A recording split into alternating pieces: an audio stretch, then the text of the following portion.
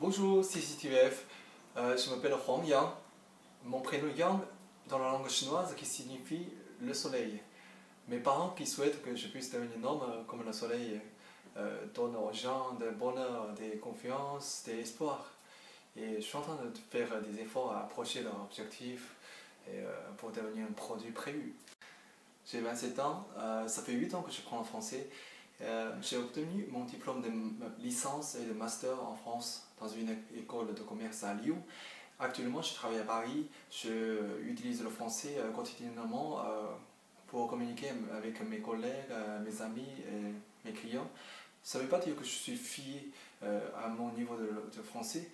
Je n'essaie pas de faire des efforts à améliorer mon niveau de français pour que je puisse mieux comprendre l'histoire et la culture de France et pour que je puisse mieux transmettre la culture chinoise aux Français et aux habitants des pays francophones. Aujourd'hui, je vous apporte une petite présentation à propos de mes opinions qui est bien liée à notre sujet de concours quand Confucius rencontre Molière. Confucius est considéré comme le premier éducateur de la Chine. Son enseignement qui a donné naissance au confucianisme qui a profondément influencé l'Asie orientale pendant 20 siècles.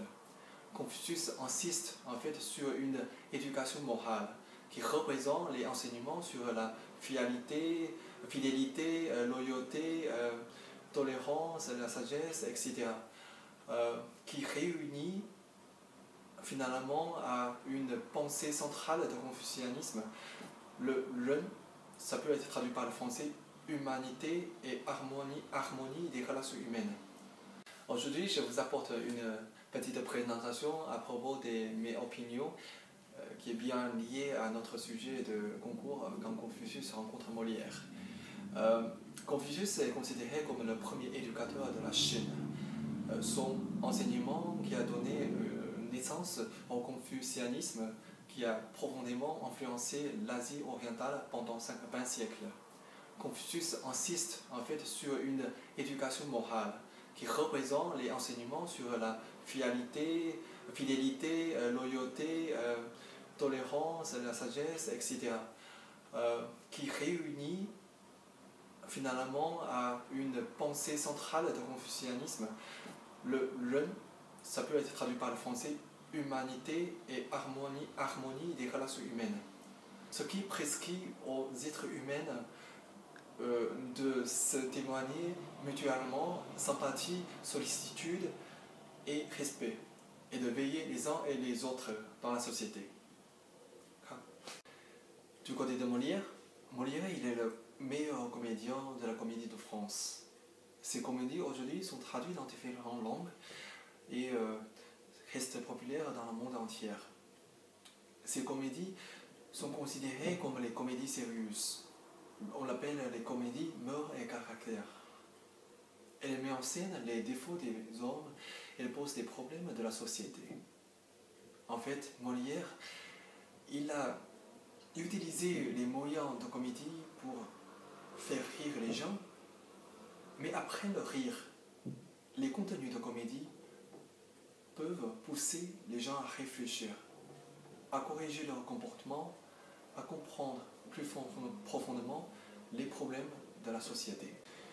On a parlé Confucius et Molière, mais comment peut-on comparer ces deux personnes sur quel point ils peuvent se discuter à mon avis, malgré la différenciation de la culture, de la philosophie, de la langue entre Confucius et Molière. Mais tout ce qu'ils ont fait nous donne un signe qu'ils ont voulu favoriser l'avancement de la société et de leur civilisation.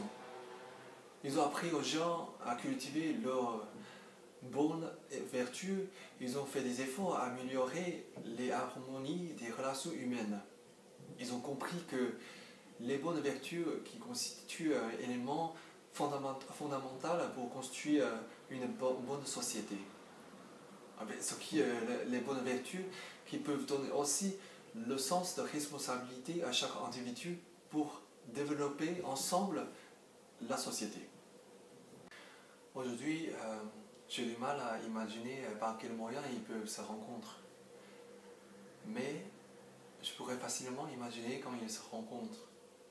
nous chercherons un moyen ou une solution pour sauver notre société qui est tournée vers le matérialisme.